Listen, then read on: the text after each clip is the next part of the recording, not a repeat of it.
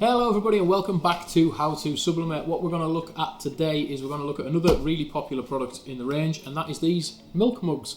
So obviously they're called milk mugs, they double up as milk jugs. A lot of people use them as vases for flowers, little vases and stuff. So I'm going to show you how to do one of these in your mug press. So when you get the product, you've got them in the box, you get a presentation box like that. They're quite good to package back up into these as well. And again, like the 11-ounce mugs, you've got them in a little plastic bag.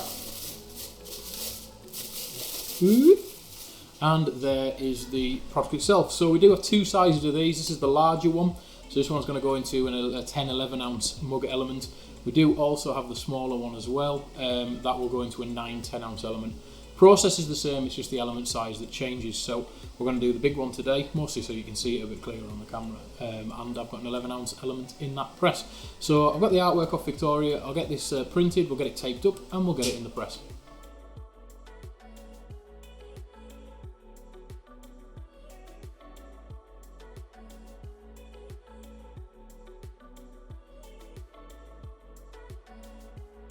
Okay, so we've got our design printed.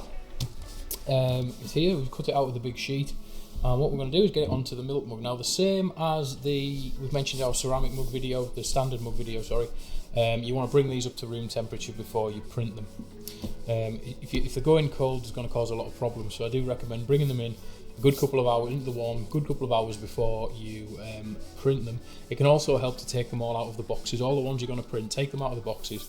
Just let a bit of that warm air get to them. That's going to solve a lot of problems when it comes to fading and stuff not printing properly. Ceramic, room temperature before it goes in. And like I did with the mug, again, it is really handy to be able to prop up the handle and prop up the actual blank so that you're looking at it straight on, not at an angle. This will massively help you when it comes to lining up your prints. So I've used a little bit of Normex there. I use a little wooden block. Some people use little metal coasters stacked up. Anything like that, you can get under there and just keep it so that it's facing up. I'm going to take the print, that's going to go face down on the mug. I'm just going to get it roughly in line like so. And then I'm just going to get a couple of bits of tape. I tend to put one piece of tape on there first on these because it just helps you kind of line it up and then stick it down. So I've got the design on. There we go. And another bit on the other end. Again, you don't need to go mad with the tape, it's just to hold it in place. And the thing is as well, if you go too mad with the tape, when you come to get it out hot, it can be a bit of a pain to get off. So we don't want to do that. I want it to be nice and easy to remove when it comes out of the press. So that looks pretty straight to me. I'm going to hold it up and I'll make rejig it before we get it in the press. You just hold it up in front of you, you can often tell if it's straight or not. But yeah, so let's get that into the press and see how we end up with. Alright, so for the milk mugs, what you're going to want to do is you're going to want to use the same settings as we use for the standard 11-ounce mugs.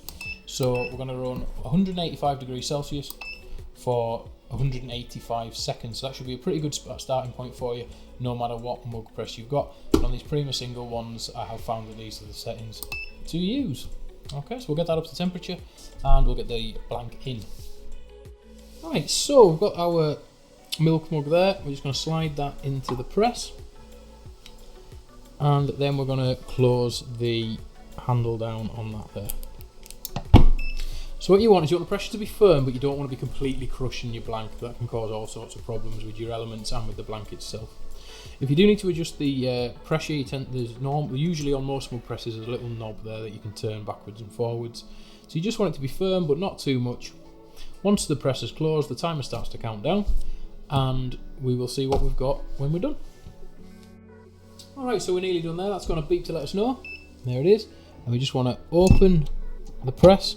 You'll be able to grab the handle on these, because with it being outside of the element, it's still quite cool. And then we just want to get our print and get that off as quickly as possible so that it doesn't bounce back down and cause ghosting. We'll get that over to the bench and we can have a proper look at it.